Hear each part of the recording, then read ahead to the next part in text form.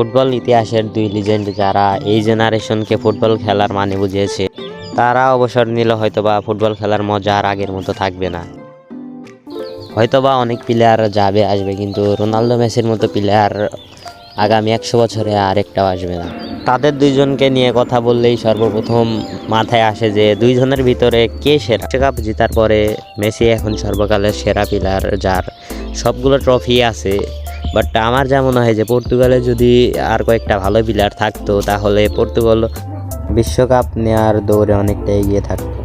আমি আর্জেন্টিনার সাপোর্টার হয়েও রোনালদোকে ঠিক ততটাই ভালোবাসি যতটা মেসিকে ভালোবাসি।